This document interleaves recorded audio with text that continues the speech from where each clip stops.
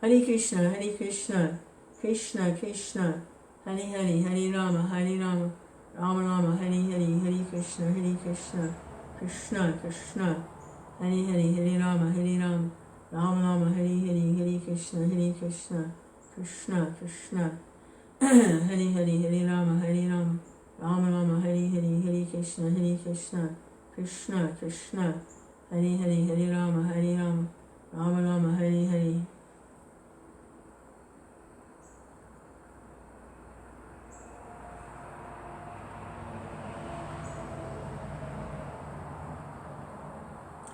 Krishna, Hare Krishna, Krishna Krishna, Hare Hare, Hare Rama, Rama Rama, Hare Hare, Hare Krishna, Krishna Krishna, Hare Hare, Hare Rama, Rama Rama, Hare Hare, Hare Krishna, Krishna Krishna, Hare Hare, Hare Rama, Rama Rama, Hare Hare. A few more mantras, Hare Krishna mantras, and then do some reading and a little discussion.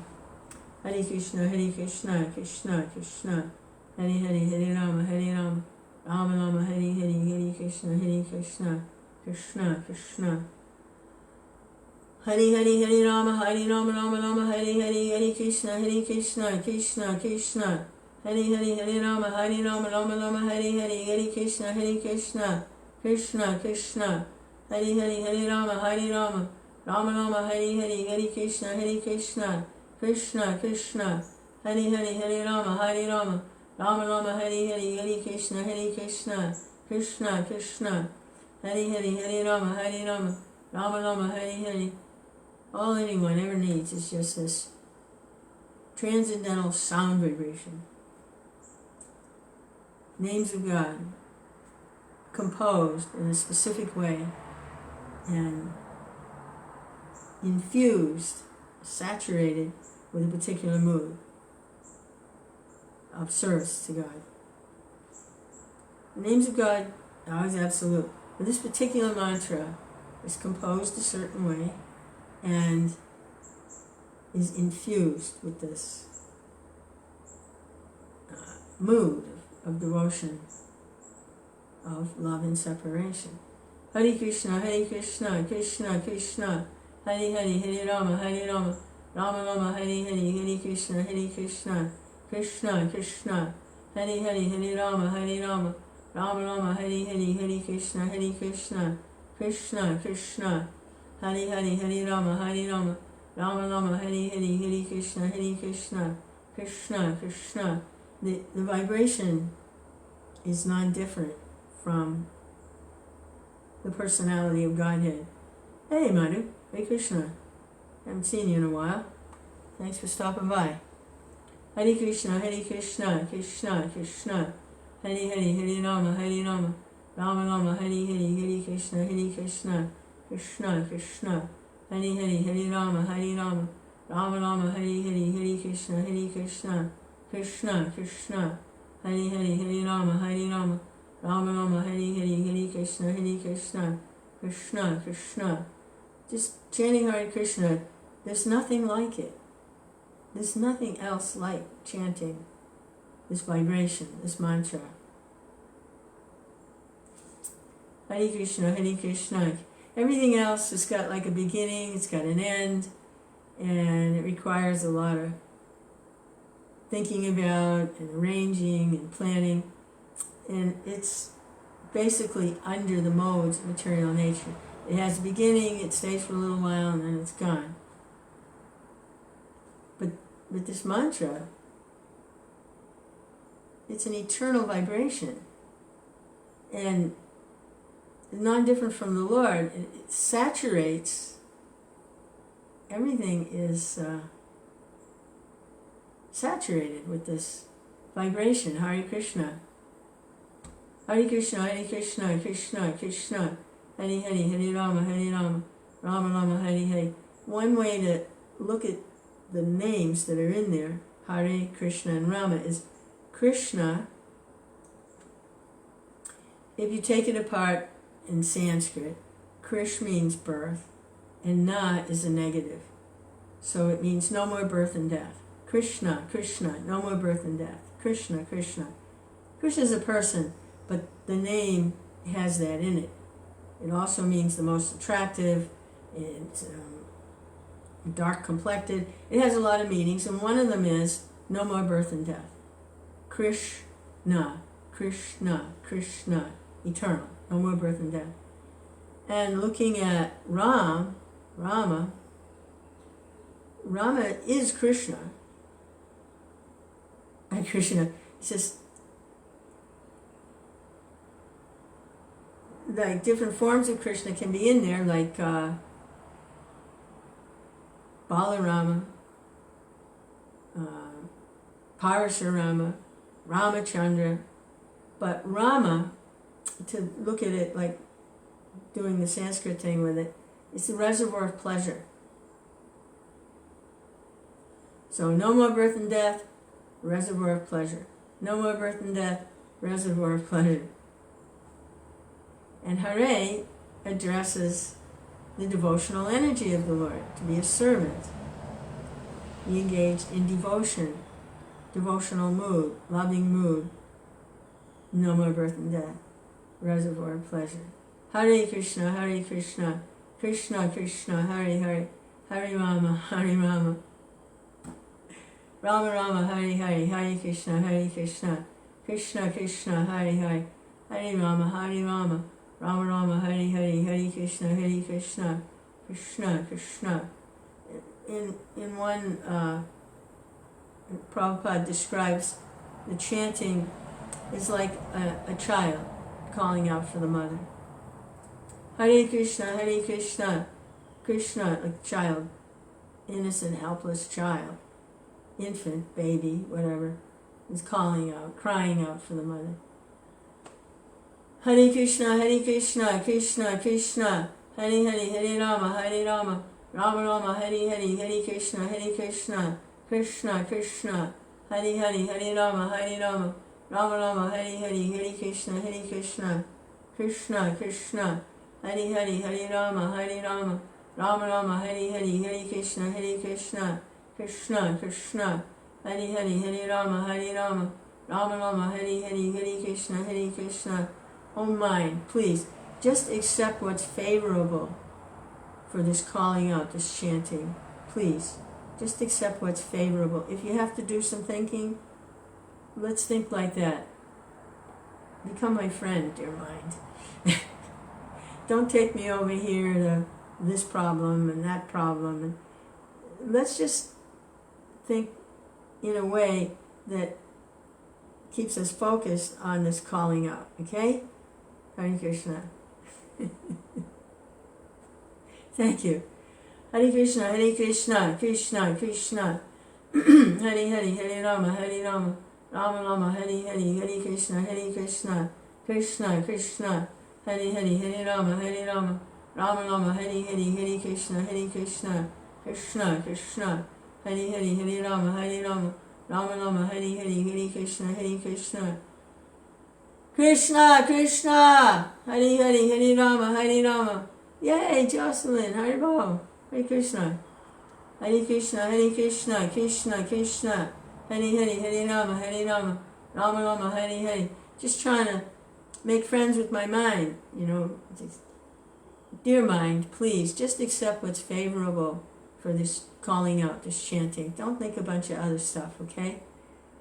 Hare Krishna, Krishna Krishna, Hare Hare, Hare Rama, Rama Rama, Hare Hare, Hare Krishna, Krishna Krishna, Hare Hare, Hare Rama, Rama Rama, Hare Hare, Hare Krishna, Krishna Krishna, Hare Hare, Hare Rama, Rama Rama, Hare Hare, Hare Krishna, Krishna Krishna, Hare Hare, Hare Rama, Rama Rama, Hare Hare, Hare Krishna, Krishna Krishna, Hare Hare, Hare Rama, Rama Rama, Hare Hare, Hare Krishna, Krishna Krishna, Hare Hare, Hare Rama, Rama Rama, Hare Hare, Hare Krishna, Krishna Krishna, Hare Hare, Hare Rama, Rama Rama, Hare Hare, Hare Krishna, Krishna Krishna, Hari Hari, Hari Rama, Rama Rama, Hari Hari.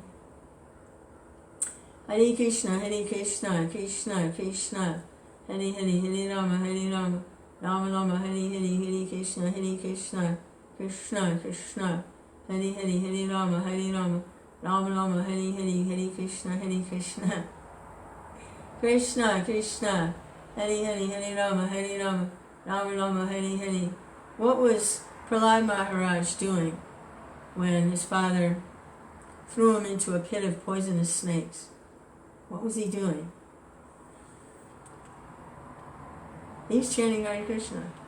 Hare Krishna, Krishna Krishna, Hare Hare, Hare Rama, Rama Rama, Hare Hare. Snakes didn't bite him.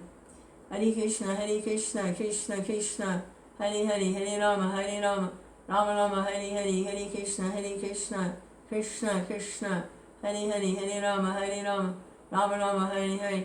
What was Prahlad Maharaj doing when his father threw him off a cliff with the intention of him being smashed at the bottom? Was he panicking? No, he was chanting Hare Krishna. Hare Krishna, and the Lord guided him down gently, gave him a soft landing. Hare Krishna, Krishna Krishna, Hare Hare, Hare Rama, Rama Rama, Hare Hare, Hare Krishna, Krishna Krishna. Was he afraid? No. Hare Krishna, Krishna Krishna. What was he? Was he angry? What was he thinking? He wasn't. He wasn't looking for a solution. He wasn't trying to figure things out. He was just calling out, Hare Krishna, Krishna Krishna. Krishna took care of everything. Hare Rama, Rama Rama, Hare Hare. Hare Krishna, Krishna Krishna. Hare Hare, Hare Rama, Rama Rama, Hare Hare. What was Sita doing when Ravana, who wanted to exploit her, and was so lusty that he vowed if she wouldn't submit to his lust, he would have her cooked and he would eat her body for dinner. He was so filled with this desire to exploit Sita. What was she doing when he ordered the Rakshashis, the demons, to attack her? What was she doing? She was calling out for Lord Ramachandra. Hare Krishna, Krishna Krishna, Hare Hare, Hare Rama, Rama Rama, Hare Hare, Hare Krishna, Krishna Krishna, Hare Hare, Hare Rama, Rama Rama, Hare Hare, Hare Krishna, Krishna Krishna, Hare Hare, Hare Rama, Rama Rama, Hare Hare. They couldn't touch her. Krishna sent a messenger to warn the Rakshashis not to stop trying to attack her. They were alone. Hare Krishna, Krishna Krishna, Hare Hare, Hare Rama, Rama Rama, Hare Hare, Hare Krishna, Krishna Krishna, Hare Hare, Hare Rama, Rama Rama, Hare Hare, Hare Krishna, Krishna Krishna, Hare Hare, Hare Rama, Rama Rama, Hare Hare, Hare Krishna, Krishna Krishna, Hare Hare, Hare Rama, Rama Rama, Hare Hare, Hare Krishna, Krishna Krishna, Hare Hare, Hare Rama, Rama Rama, Hare Hare, Hare Krishna, Krishna Krishna, Hare Hare, Hare Rama, Rama Rama, Hare Hare, Hare Krishna, Krishna, Hare Hare, Hare Rama, Rama Rama, Hare Hare, Hare Krishna. Everything, when Krishna says, all that you do, all that you offer, all sacrifices that you make, everything that you give in charity, all austerities you perform, all that you do should be done for me. Do it for me. So that's Krishna, the holy name. Everything that's being done, all the temples and all the big festivals and all the institutions for Vaishnava studies, and why is it being done? All the Vedas, Krishna says, I am to be known. Do you have to be a big scholar to know Krishna? No. You just have to call out for Krishna. Vibrate. He's incarnated in his holy name. All you have to do is vibrate. Hare Krishna, and Krishna's there. Hare Rama, Ram Ram, Hare, and Krishna takes care of everything. Hare Krishna, Krishna Krishna, Hare Rama. There's a mantra, I don't know the whole thing, it's called Punderi Kaksham mantra. It refers to the Lord as lotus-eyed. And roughly the translation is purified or unpurified. One who calls out for the remembers the lotus-eyed Lord. And what better way to remember than to be calling out Krishna, remembering. One who remembers the Lord becomes pure. Whether they're purified or they're not purified, just by calling out for the Lord, they're purified. It's not like you have to be something before you can call out for Krishna. No, call out for Krishna and Krishna will take care of it. That's how you get purified, is taking shelter of Krishna.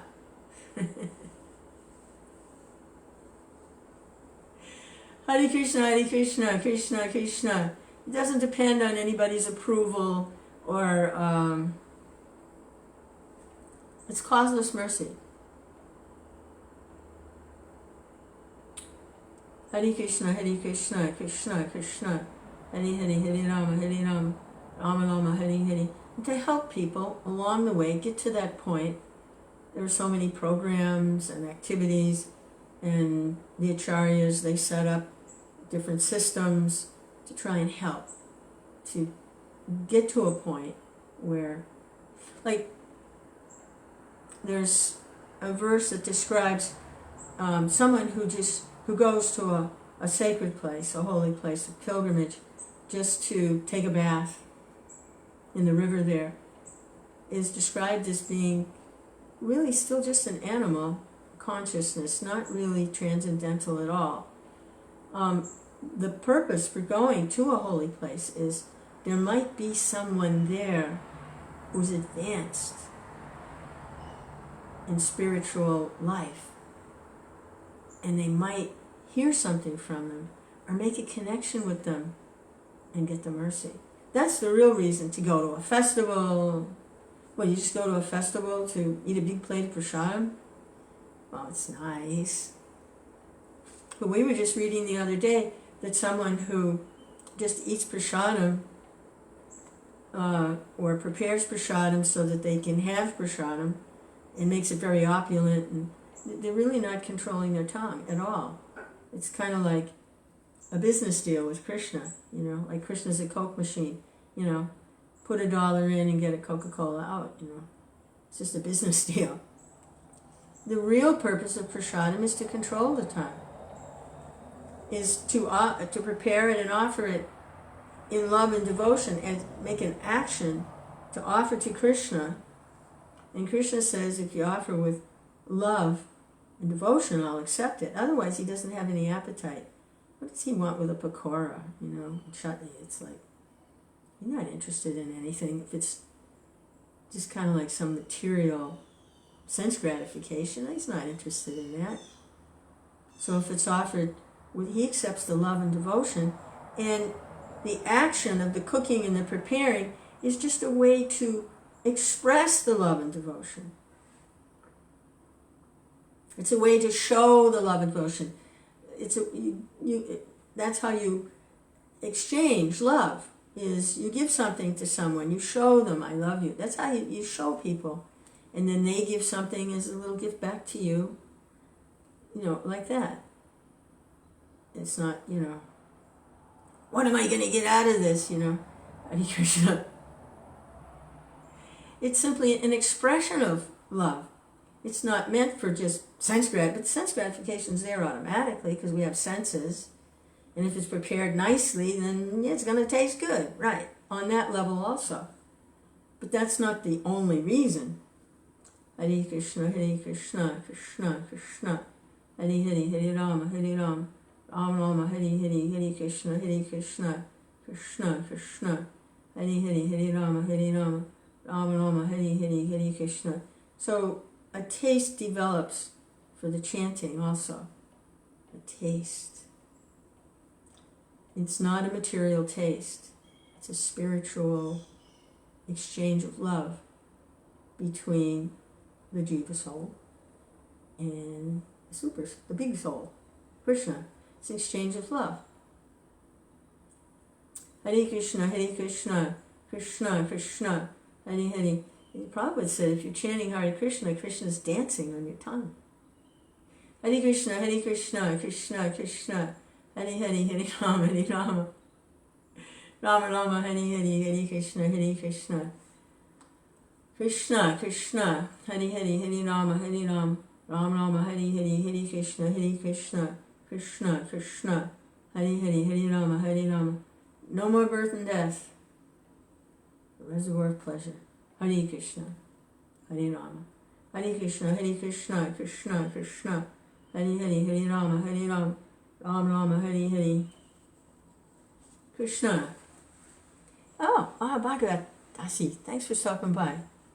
Hare Krishna. Hare Rama, Hare Rama. Rama Rama, Hare Hare. Okay, where's my glasses? Hare Krishna, Hare Krishna, I give up. Where are they? Krishna. These aren't the right ones, but maybe it'll work. I wanted to read a little bit more about Prabhupada's life, his childhood. We read a little bit on his Appearance Day celebration, and I wanted to read a little bit more. Hare Krishna, Hare Krishna, Krishna Krishna, Hare Hare. So this is still the beginning. It's 6 volumes. It's written very nicely.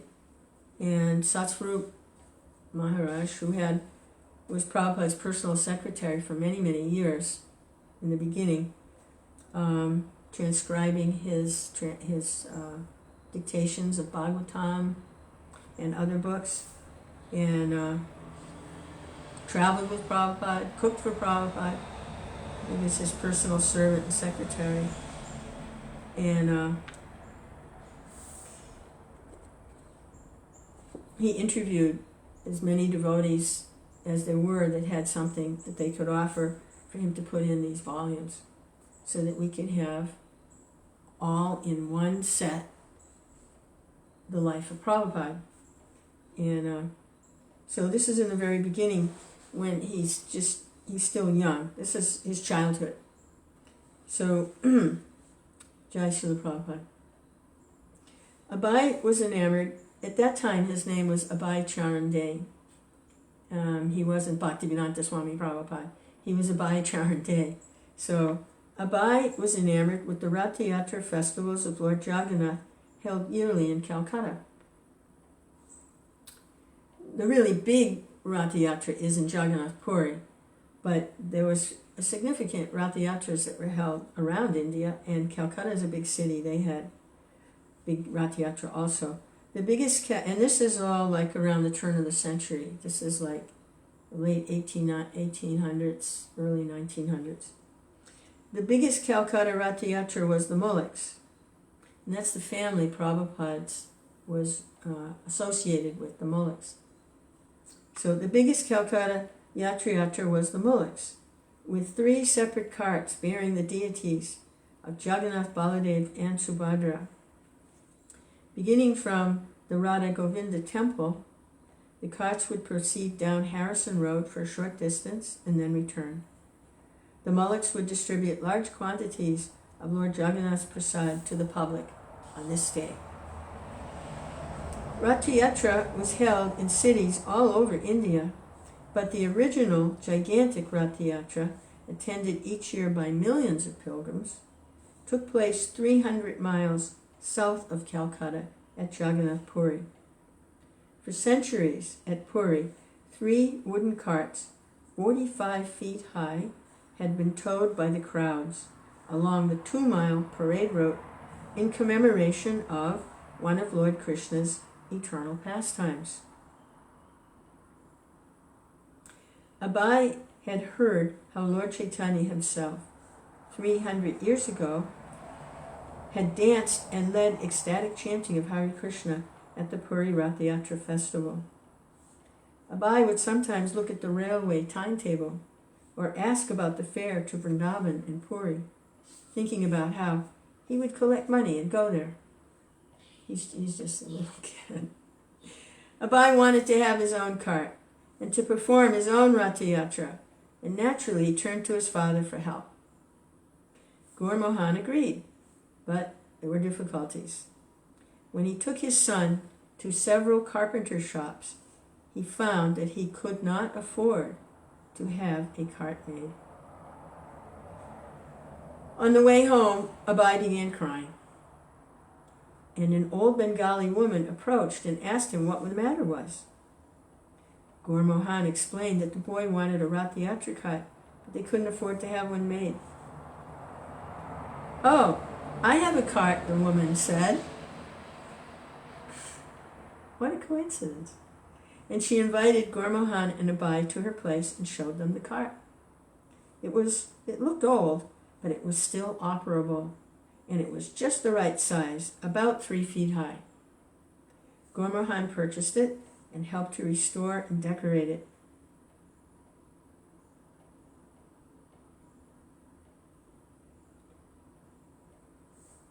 What a father, huh?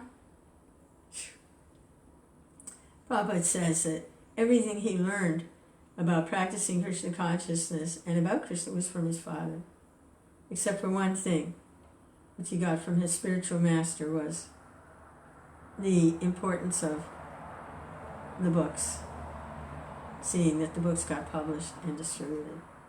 Everything else he got from his father. Father and son together constructed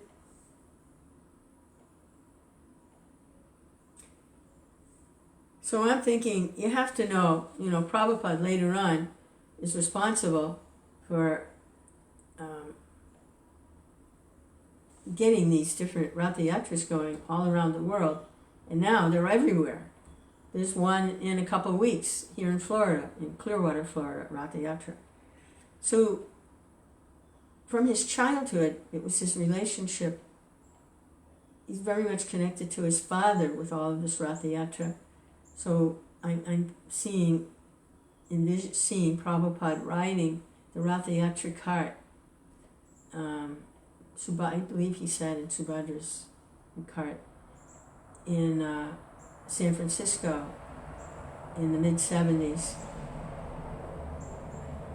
Actually, I was there. I was there for that, one of those. And so his father was very much there with him. He doesn't talk about his father all that much, but his father was so significant in his devotional training and his devotional life. You have to know that just like here, the father and son together constructed the carts. So when Prabhupada is arranging for all these Rath Yatras, his father is there with him very much. It has to be. He has to feel his father's presence. He has to. I can't see how it would be any other way. Father and son together constructed 16 supporting columns and placed a canopy on top, resembling as closely as possible the ones on the big carts at Puri. They also attached the traditional wooden horse and driver to the front of the cart. Abai insisted that it must look authentic.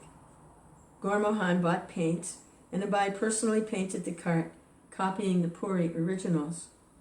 His enthusiasm was great, and he became an insistent organizer of various aspects of the festival. But when he tried making fireworks for the occasion from a book that gave illustrated descriptions of the process, his mother, Rajani, intervened. "No, we're not doing that."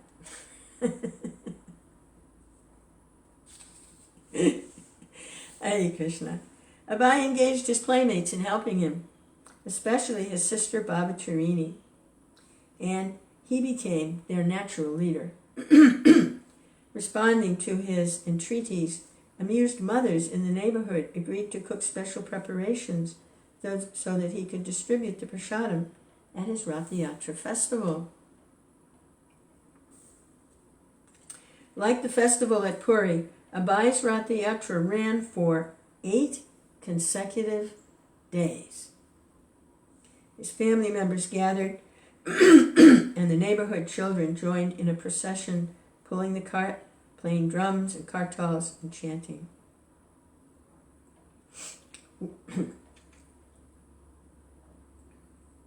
Wearing a dhoti and no shirt in the heat of summer, Abhay led the children in chanting Hare Krishna and in singing the appropriate Bengali bhajan, Ki Kararai Kamalini, which translate as, see, this pastime is, we were just reading about it in Krishna book, about when they were gathered at Kurukshetra for the rare solar eclipse before the Battle of Kurukshetra. And everyone from everywhere came there because Krishna and Balaram were there, and it was a special, very rare eclipse, total eclipse of the sun. And the residents of Vrindavan were there, and Krishna relieved their distress, enlightened them to understand a little bit more. They still feel the separation, but not to the point of devastation. They're okay, but they're still absorbed in the mood of separation. So this is the pastime of the residents of Vrindavan, bringing Krishna back to Vrindavan. But he goes back to Vrindavan, but he never leaves Vrindavan. It's a pastime. So this is the bhajan they would chant. Translation: What are you doing, Srimati Radharani? Please come out and see. They're stealing your dearmost treasure, Krishna, the black gem.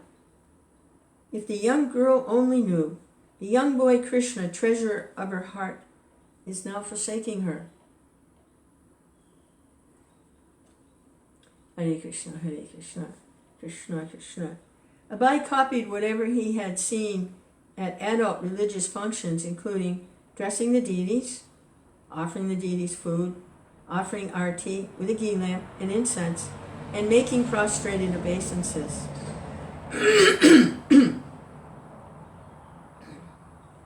From Harrison Road, the procession entered the circular road inside the courtyard of the Radha Govinda temple and stood a while before the deities. Seeing the fun, Gaur Mohan's friend approached him, saying, "Why haven't you invited us? You're holding a big ceremony and you don't invite us. What is this?" "They're just children playing," his father replied. "Oh, children playing," the men joked. "You are depriving us by saying that this is only for children." While Abhay was ecstatically absorbed in the Rath Yatra processions, Gaur Mohan spent money for 8 consecutive days, and Rajani cooks various dishes to offer, along with flowers, to Lord Jagannath.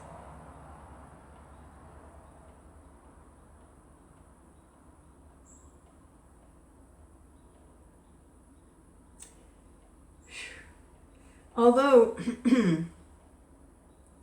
what a mother and father, really. I mean, come on. Hare Krishna. Jai. Jai Gaur Mohan, Jai Rajani. Hare Krishna, Hare Krishna. Although everything Abhay did was imitation, his inspiration and steady drive for holding the festival were genuine. His spontaneous spirit sustained the 8-day children's festival, and each successive year brought a new festival, which Abhay would observe in the same way. When Abai was about 6 years old, so we don't know how old he was here. We don't know. Was he 5 years old? Couldn't be. I don't know, maybe. Anyway, the next section is when he was 6 years old. You'd think it would be consecutive. When Abai was about 6 years old, he asked his father for a deity of his own to worship. Since infancy, he had watched his father doing puja at home and had been regularly seeing the worship of Radha Govinda in the temple and thinking, when will I be able to worship Krishna like this? On Abai's request, his father purchased a pair of little Radha Krishna deities and gave them to him. From then on, whatever Abai ate, he would first offer to Radha and Krishna, and imitating his father and the priests of the Radha Govinda temple, he would offer his deities a ghee lamp and put them to rest at night. Abai and his sister Baba Charini became dedicated worshippers of the little Radha Krishna deities, spending much of their time dressing and worshipping them, and sometimes singing bhajans. Prabhupada did have brothers. He had sisters, I knew that. It looks like he had some brothers also. So they were worshipping them and sometimes singing bhajans. Their brothers and sisters laughed, teasing Abai and Baba Charini by saying that because they were more interested in the deity than in their education, they would not live long. But Abai replied that they didn't care. Once a neighbor asked Abai's mother, "How old is your little son?" "He's 7, she said, as Abai listened with interest. He had never heard anyone discuss his age before, but now he understood for the first time. "Oh, I'm 7. In addition to the education Abai received at the kindergarten, to which he had first been forcibly dragged, he also received a private tutoring at the home from his 5th year to his 8th. He learned to read Bengali and began learning Sanskrit. Then, in 1904, when he was 8 years old, Abai entered the nearby Motilal Seal Free School on the corner of Harrison and Central Roads. Motilal was a boys' school established in 1842 by a wealthy Suvarnavanik Vaishnav.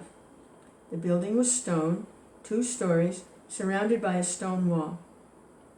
The teachers were Indian, and the students were Bengalis from local Suvarnavanik families. She was a big British influence at the time, but this was the culture was intact in this school. It was by the Vaishnav Indians.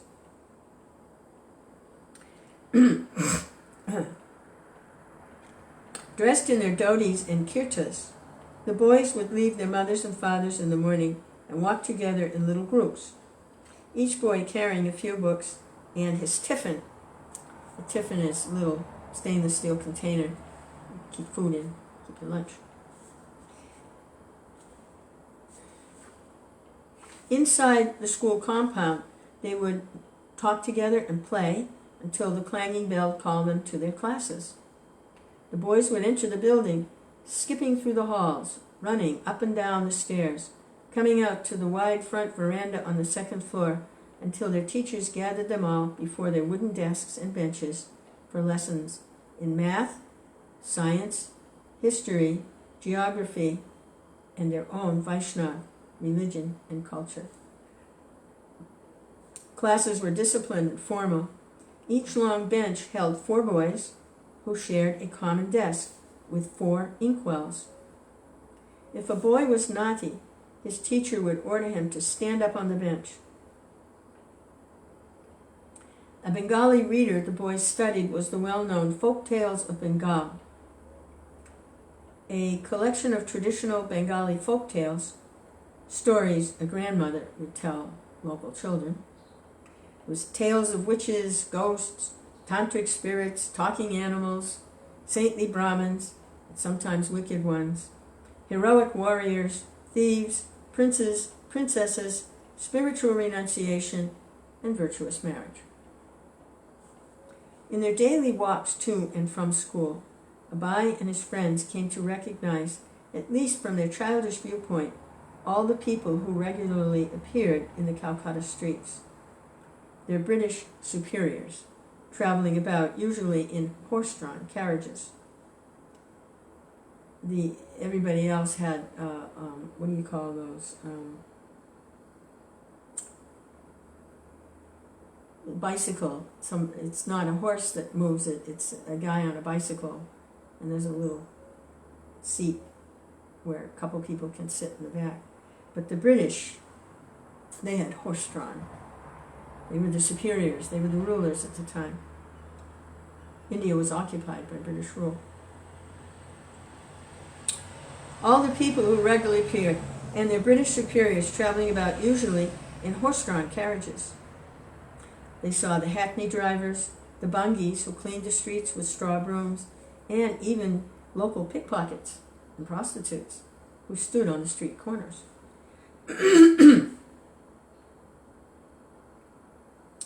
Abai turned 10 the same year the rails were laid for the electric tram on Harrison Road. He watched the workers lay the tracks, and when he first saw the trolley car's rod touching the overhead wire, it amazed him. He daydreamed of getting a stick, touching the wire himself, and running along by electricity. Although electric power was new in Calcutta and not widespread, only the wealthy could afford it in their homes. Along with the electric tram came new electric street lights, carbon arc lamps, replacing the old gas lights. Abai and his friends used to go down the street looking on the ground for the old used carbon tips, which the maintenance men would leave behind. When Abai saw his first gramophone box, he thought an electric man or a ghost was inside the box singing. Abai liked to ride his bicycle down the busy Calcutta streets. Although the soccer club had been formed at school, he had requested the position of goalie so he wouldn't have to run. He was an avid cyclist. A favorite ride was to go south toward Dalhousie Square with its large fountain spraying water into the air. That was near Raj Bhavan, the Viceroy's mansion, which Abai could glimpse through the gates.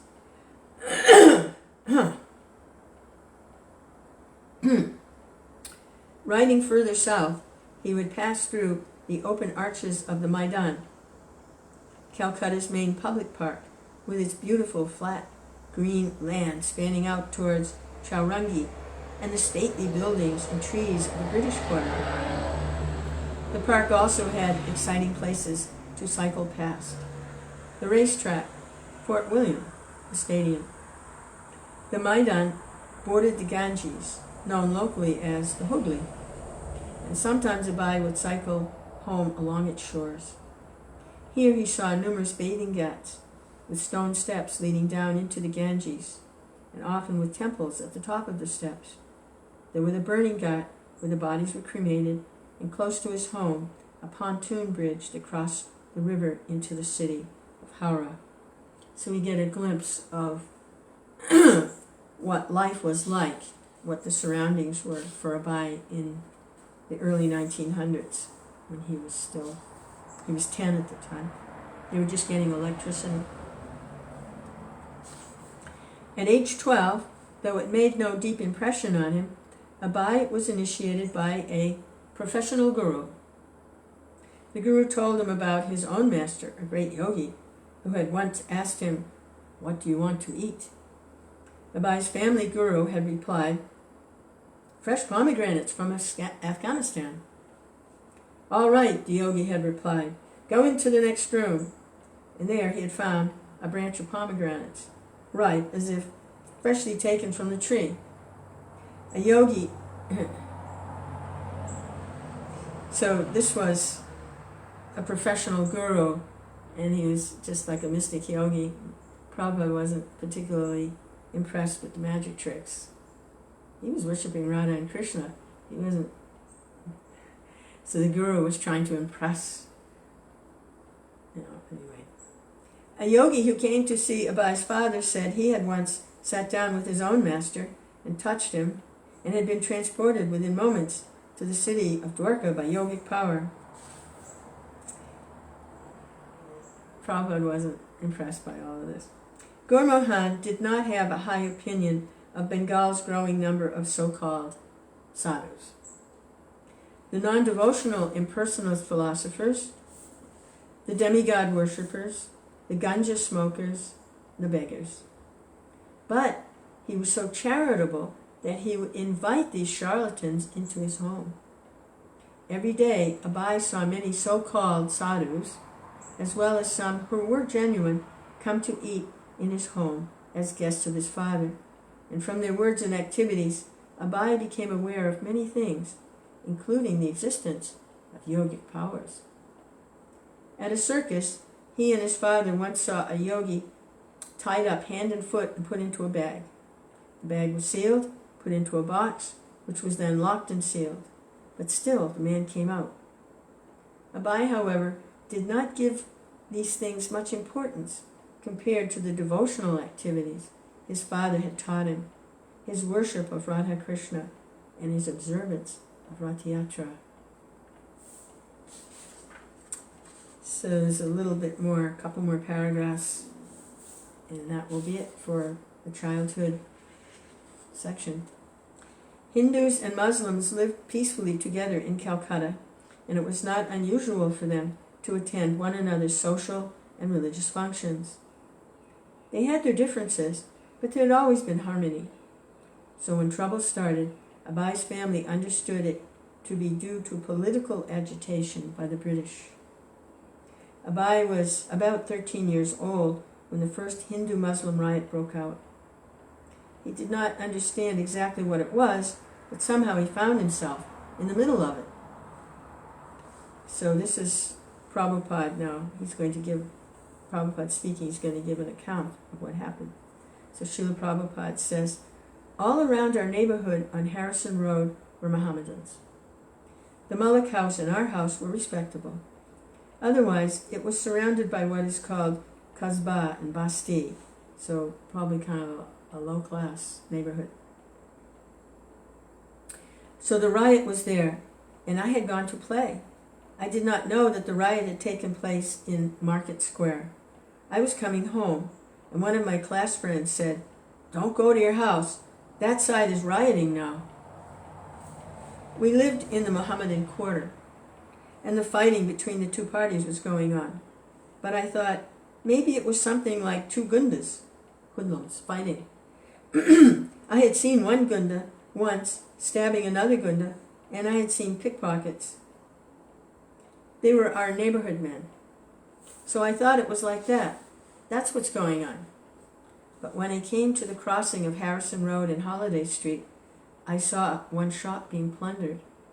I was only a child, a boy. I thought, what is this happening? In the meantime, my family, my father and mother were at home, frightened, thinking,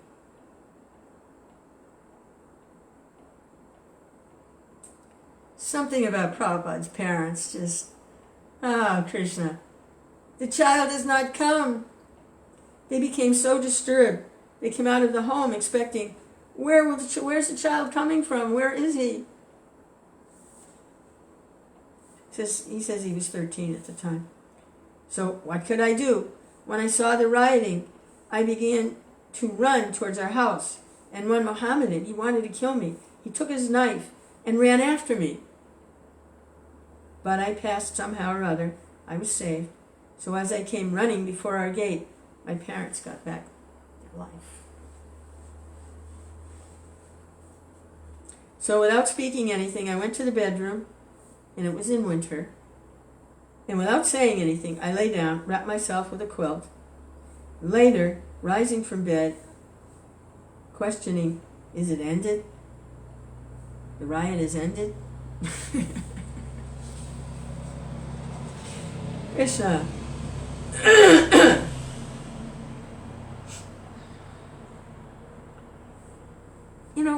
I want to look something up here because it says, when Abai was 15, he was afflicted with beriberi. So what's beriberi? What is beriberi? Some kind of nutritional deficiency, probably. Well, let's see. What is beriberi?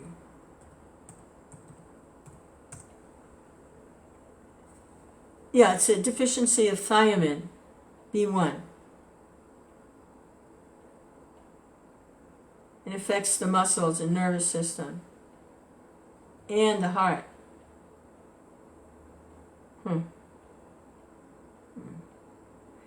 Okay. When Abai was 15, he was afflicted with beriberi, and his mother, who was also stricken, regularly had to rub a powder of calcium chloride on his legs to reduce the swelling. Abai soon recovered, and his mother, who had never stopped any of her duties, also recovered.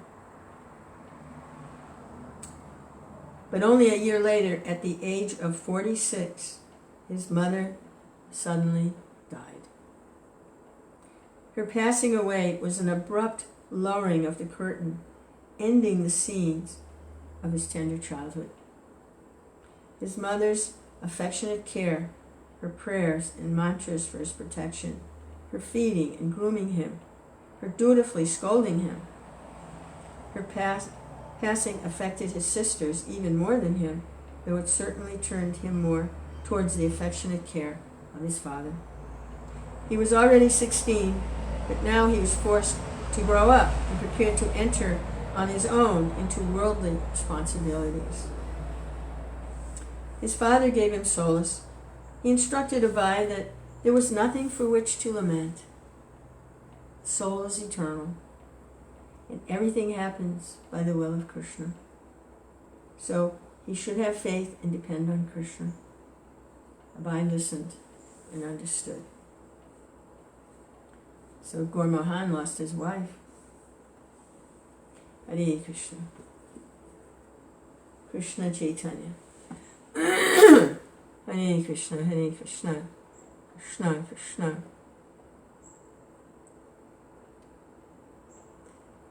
So the treatment for beriberi is you have to eat more whole grains and beans. Well, I'm sure they were eating whole grains and beans. I mean, what else is there to eat? Milk products, vegetables, legumes. Interesting why they should get that. Hare Krishna, Hare Krishna, Krishna Krishna, Hare Hare, Hare Rama, Hare Rama, Rama Rama, Hare Hare.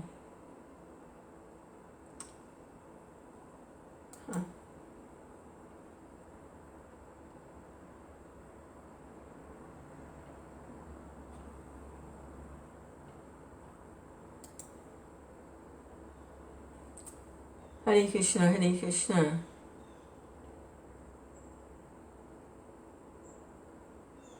Anyway, we don't know, but they recovered. We don't know what Prabhupada's mother passed away from. Might have been something entirely different, but it could have been related to that bout of beriberi. Hare Krishna, Hare Krishna, Krishna Krishna, Hare Hare, Hare Rama, Hare Rama. Wow! Jai! Walking through the streets of Calcutta with Prabhupada, running away from the Mohammedan with the knife. Hare Krishna. So the next section is going to be, that's the next section, college, marriage, and his involvement with Gandhi. And it's not a very long chapter. And after that, he meets Bhaktivedanta. So chapter 2, college, and chapter 3, his spiritual master. Hare Krishna, Hare Krishna, Krishna Krishna, Hare Hare, Hare Rama, Hare Rama, Rama Rama, Hare Hare. Krishna. Go in there. Hare Krishna, Hare Krishna, Krishna Krishna. Oh, let's read a little Krishna book. Yeah, let's read a little Krishna book. Oh. I wanted to share something. Attending these sessions, these Zoom sessions, several times a week, the leader of the group, I'm learning a lot about just about everything, really. Hare Krishna. But specifically, it's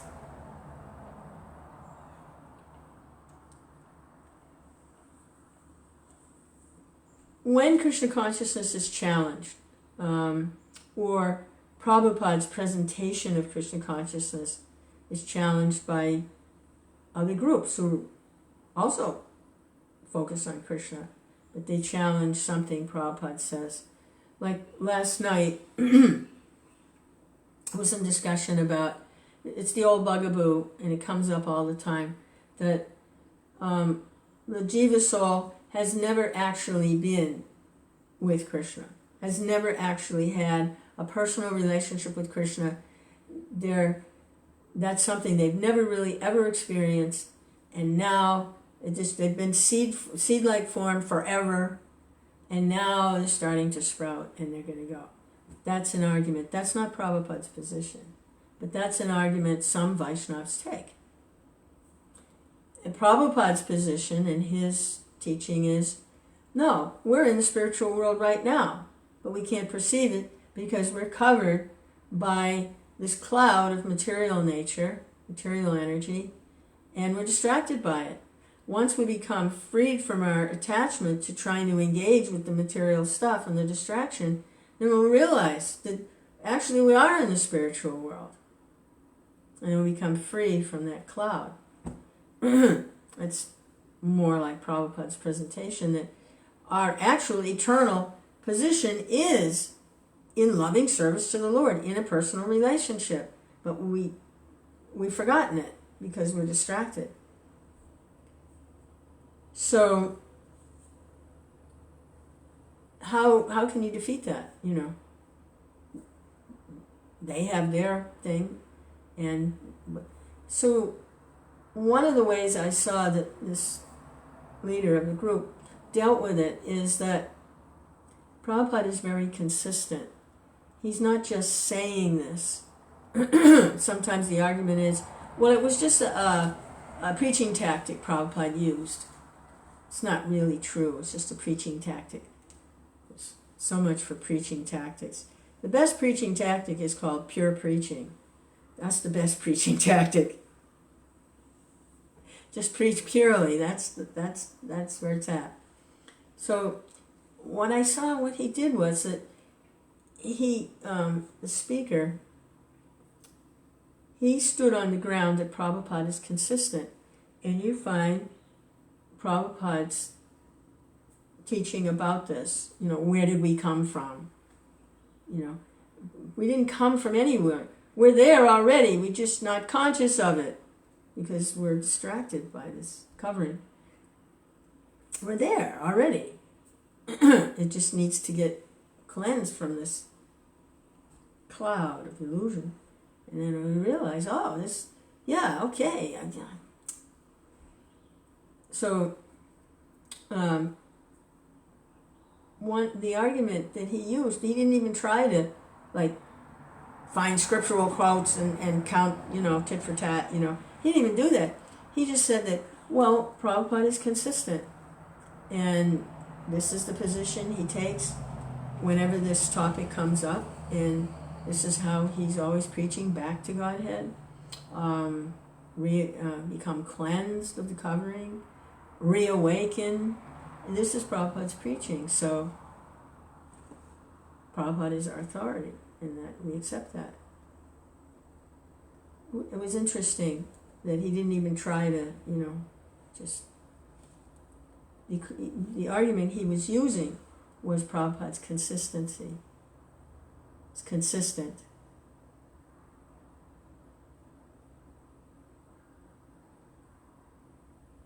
Yeah, I see how that works. Sometimes Krishna consciousness is challenged, and on the level that it's being challenged, there's no way to defeat it. So what you do is you discredit the so-called authorities that these challengers are relying on. You show that they're not credible, they're not actual authorities. And then you present, well, we have our authority, and it's consistent.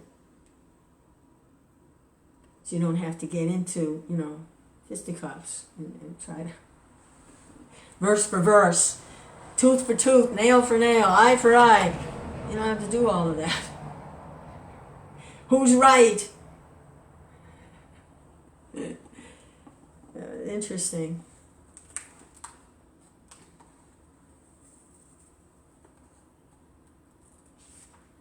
It kind of makes the whole challenge silly.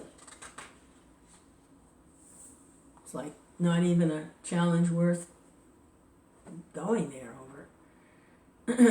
Hare Krishna, Hare Krishna, Krishna Krishna. So this is chapter 84, Return of the Six Dead Sons of Devaki by Lord Krishna. And a couple pages maybe, we'll see. So Vasudeva was offering prayers to Krishna and glorifying the Supreme Personality of Godhead, how powerful he is and his omnipotencies, and he's the source of all sources, and he's the cause of all causes. You're the original chief and the progenitor, and you appear sort of the, God. But it's not disturbing his relationship with Krishna as Krishna's father. He has that because Krishna chose Vasudeva so that he could appear. He was appearing as a human being. He has to have a father, so he chose him. And it doesn't disturb the relationship. And Krishna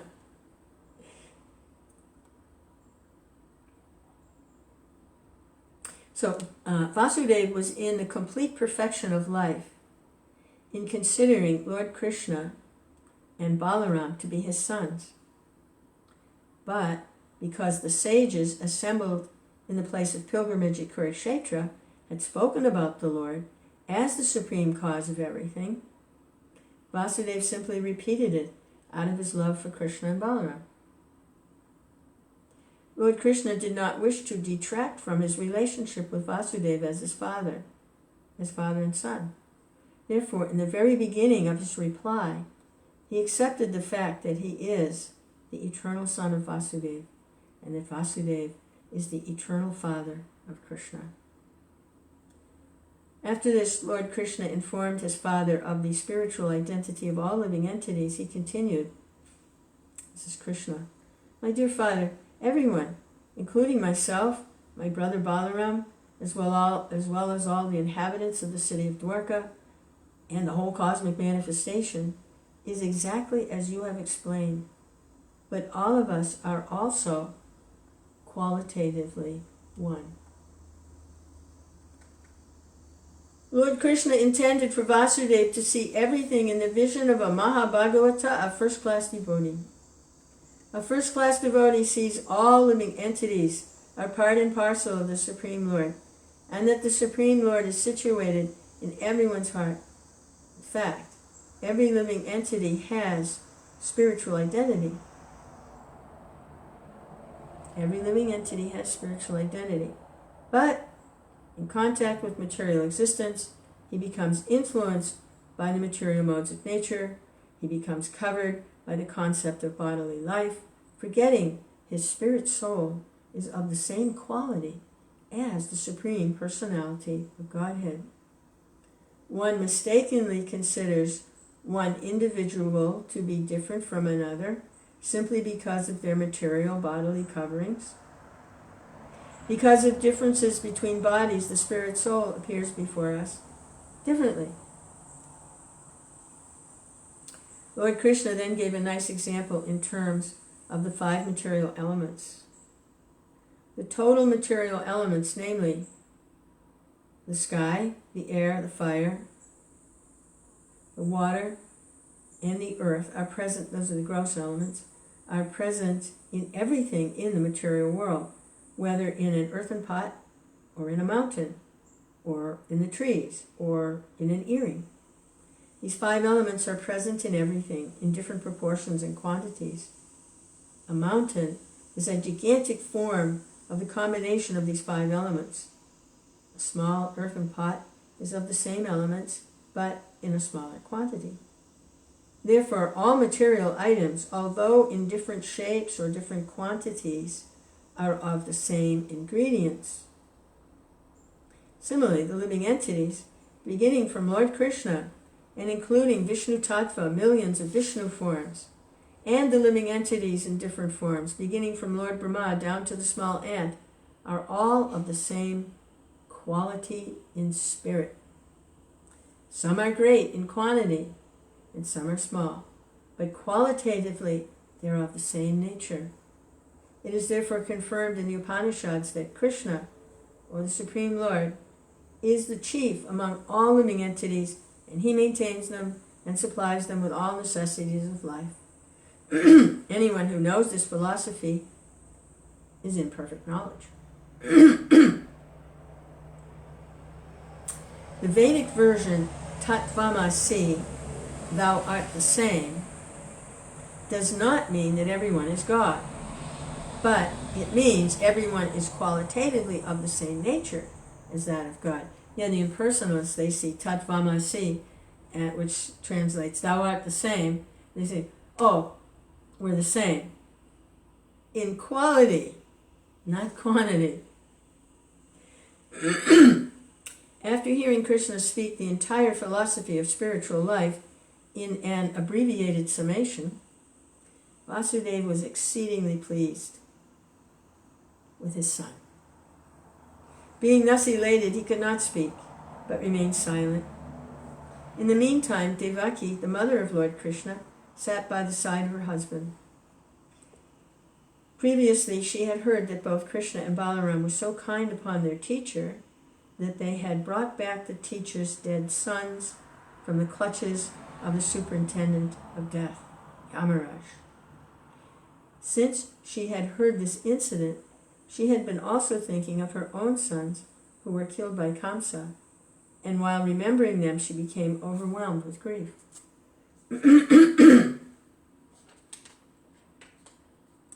In compassion for her dead sons, Devaki began to appeal to Lord Krishna and Balaram thus.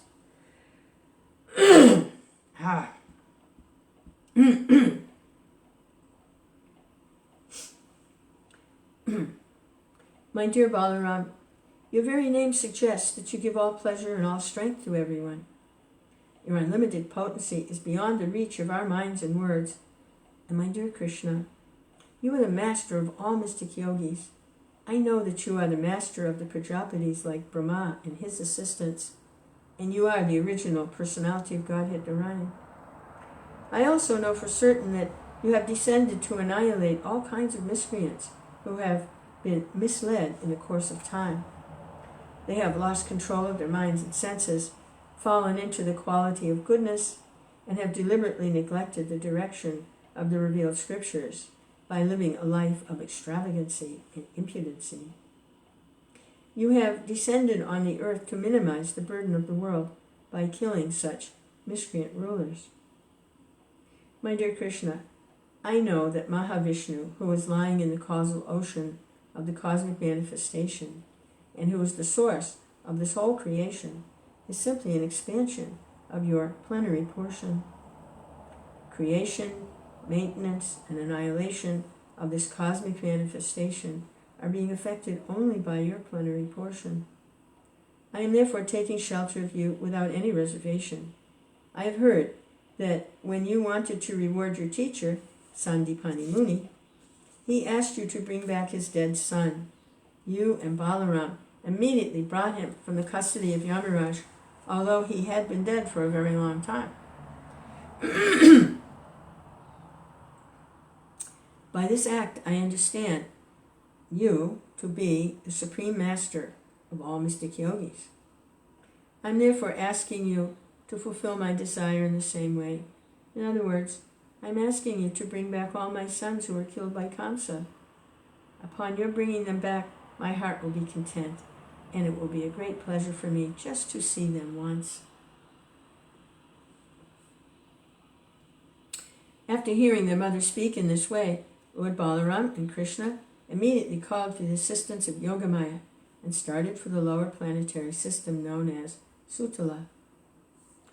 Formerly, in his incarnation of Vamana, the Supreme Personality of Godhead was satisfied by the king of the demons, Bali Maharaj, who donated to him everything he had.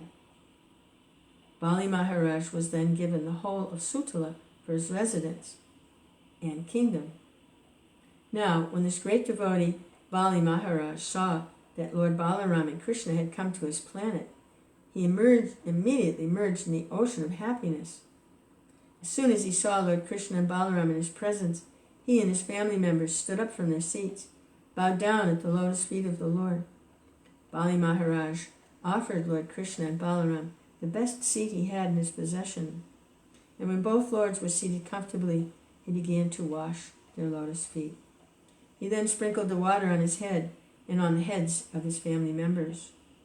The water used to wash the lotus feet of Krishna and Balaram can purify even the greatest demigods, such as Lord Brahma. After this, Bali Maharaj brought valuable gifts: garments, ornaments, sandalwood pulp, betel nuts, lamps, various nectarine foodstuffs, and along with his family members he worshipped the Lord according to the regulative principles and offered his riches and body unto the lotus feet of the Lord.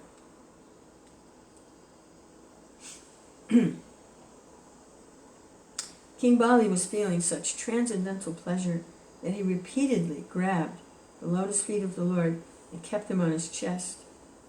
And sometimes he put them on the top of his head. In this way he was feeling transcendental bliss. Tears of love and affection began to flow down his eyes, and all his hair stood on end. He began to offer prayers to the Lords in a voice which choked up intermittently. My Lord Balaram, you are the original Ananta Dev. You are so great that Ananta Shesh and other transcendental forms have originally emanated from you and Lord Krishna. You are the original personality of Godhead. You are the creator of the whole world. You are the original initiator and propounder of the systems of Jnana Yoga and Bhakti Yoga. You are the Supreme Brahman, the original personality of Godhead. I therefore, with all respect, offer my obeisances unto both of you. My dear Lords, it is very difficult for living entities to get to see you. Yet, when you are merciful upon your devotees, it becomes easy for them to see you. As such, only out of your causeless mercy have you agreed to come here and be visible to us. You are generally influenced by the qualities, we who are generally influenced by the qualities of ignorance and passion. My dear Lord, you belong to the Daitya or demon category. My dear Lord, we belong to the Daitya or demon category.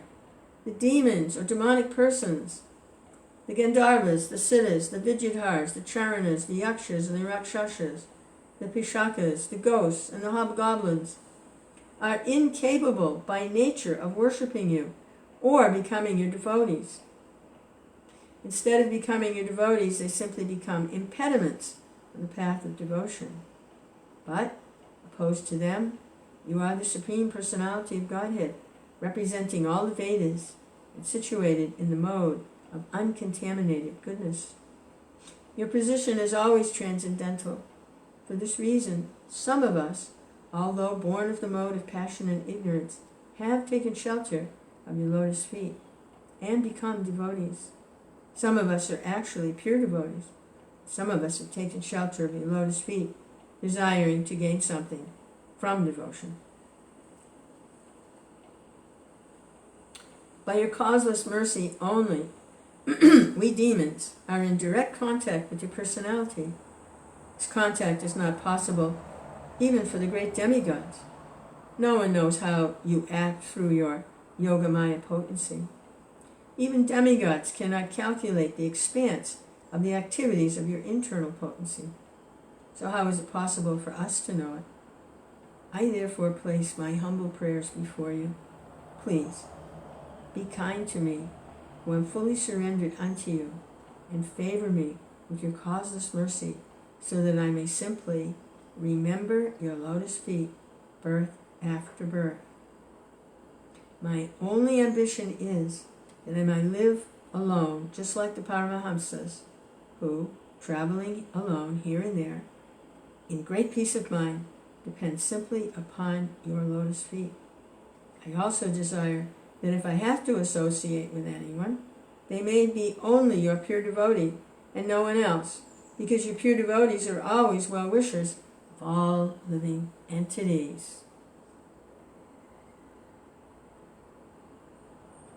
My dear Lord, you are the Supreme Master and Director of the whole world. Please, therefore, engage me in your service. Let me thus become freed from all material contaminations. You can purify me in that way, because if someone engages himself in the loving service of your Lordship, he immediately becomes free from all kinds of regulative principles enjoined in the Vedas. Those are the regulative principles enjoined in the Vedas, not the regulative principles that Prahlad Maharaj gives of hearing, chanting, remembering, offering prayers, worshipping, serving the lotus feet, making friends with, and giving everything to. Not those regulative principles. This is the regulative principles of the Vedas. Offers different sacrifices and rituals and performance of this and performance of that. So, you can purify me in that way if someone engages himself in the loving service of your Lordship. He becomes free from all kinds of those other kinds of regulative principles. The word Paramahamsa mentioned here means the Supreme Swan. It is said that the swan can draw milk out of a reservoir of water. It can take only the milk portion and reject the watery portion. Sometimes a person who can draw out the spiritual portion from this material world and who can live alone, depending only on the Supreme Spirit, not on the material world, is called Paramahamsa. When one achieves the Paramahamsa platform, he is no longer under the regulative principles of Vedic conjunctions. A Paramahamsa accepts only the association of pure devotees and rejects others who are too materially addicted. In other words, those who are materially addicted cannot understand the value of the Paramahamsa, but those who are fortunately advanced in spiritual sense take shelter of the Paramahamsa and thus successfully complete the mission of life.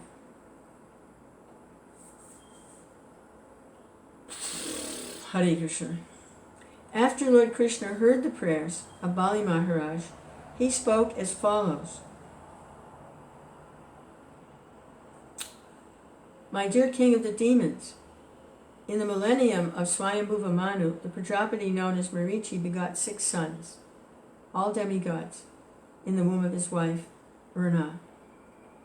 Once upon a time, Lord Brahma became captivated by the beauty of his daughter and was following her, impelled by sex desire. At that time, the 6 demigods looked at the action of Lord Brahma with abhorrence. The criticism of Brahma's action by the demigods constituted a great offense on their part, and for this reason they were condemned to take birth as the sons of the demon Hiranyakashipu. These sons of Hiranyakashipu were thereafter put in the womb of Mother Devaki, and as soon as they took their birth, Kamsa killed them one after another. My dear king of the demons, again, Mother Devaki is very anxious to see these 6 dead sons. So, that's that verse in Bhagavad Gita. Api chet siddharacharo bhajate mamananyavat. There's more to it, but which basically is,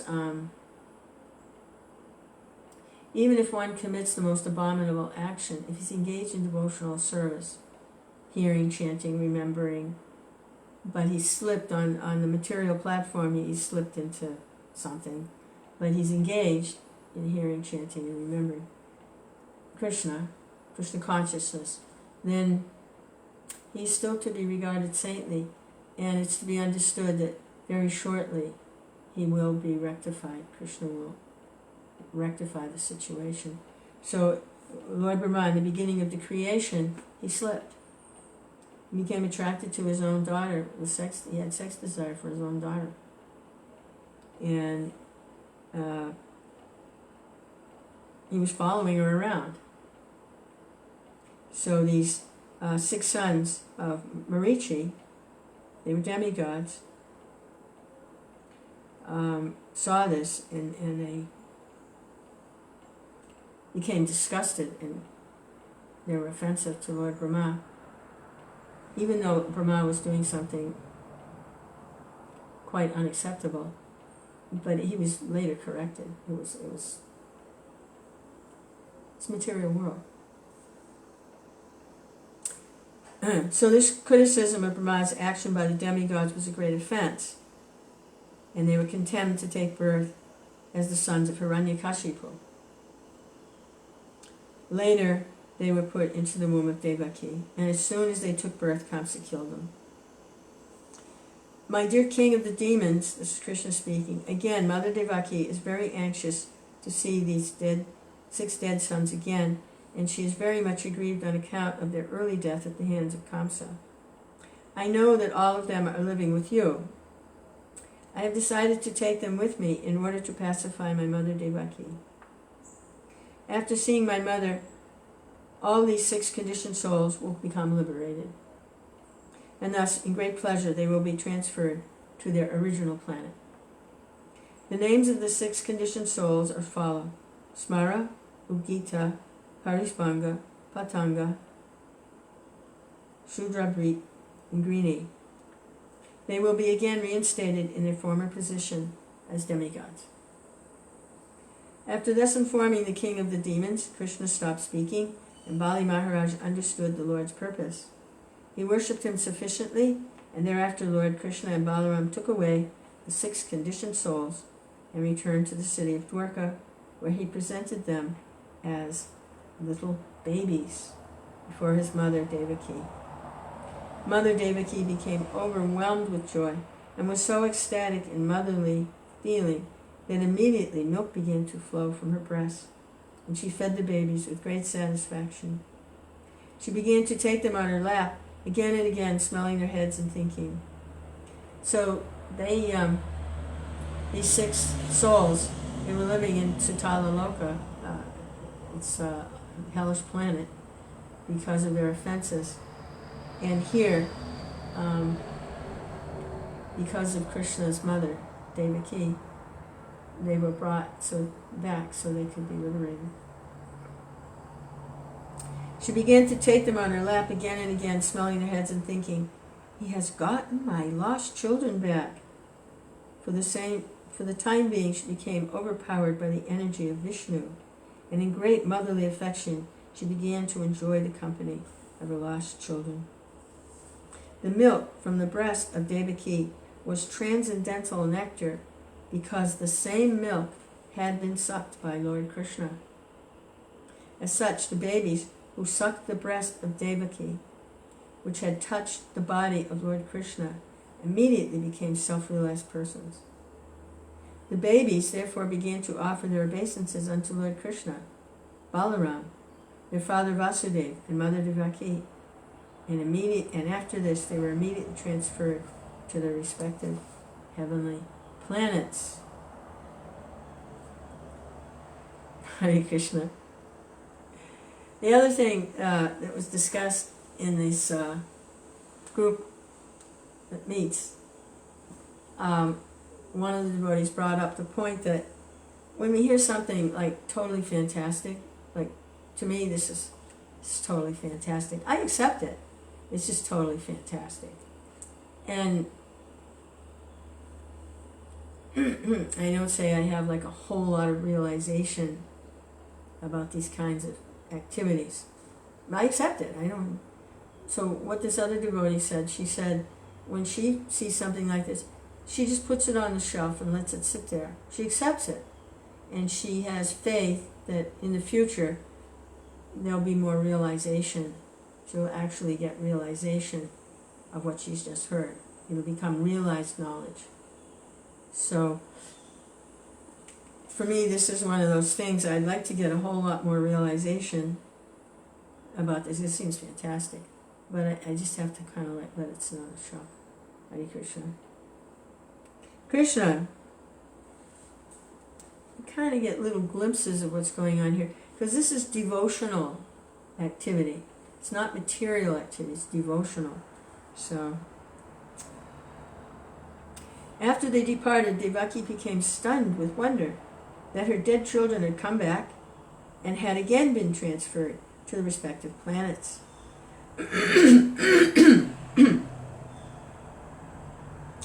She could adjust the events only, so she had it on the shelf too. She could adjust the events only by thinking of Lord Krishna's pastimes, in which, because Lord Krishna's potencies are inconceivable, anything wonderful can be performed. Without accepting the inconceivable, unlimited potencies of the Lord, one cannot understand that Lord Krishna is the Supreme Soul. By his unlimited potencies, he performs unlimited pastimes also, and no one can describe them in full, nor can anyone know them all. Sutta Goswami, speaking Srimad Bhagavatam before the sages of Naimisharanya, headed by Shanaka Rishi, gave his verdict in this connection as follows.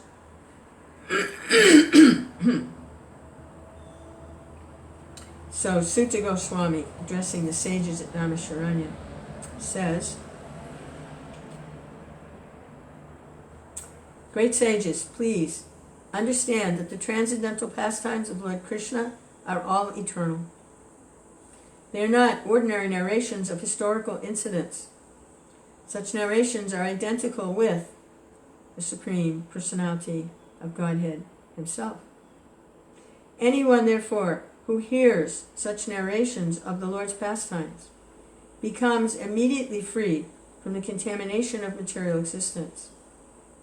And those who are pure devotees enjoy these narrations as nectar entering into their ears.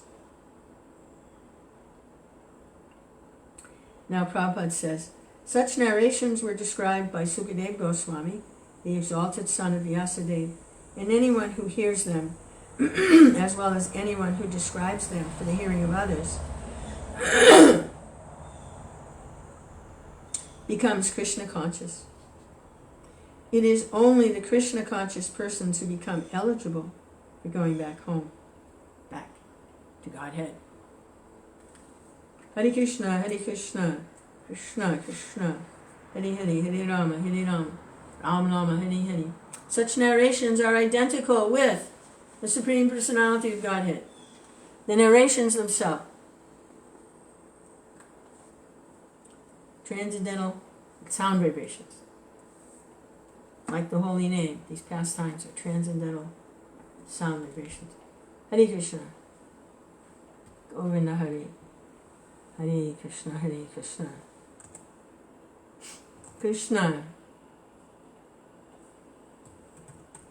Shri Krishna Chaitanya. Oh, Nityananda. Hare Go.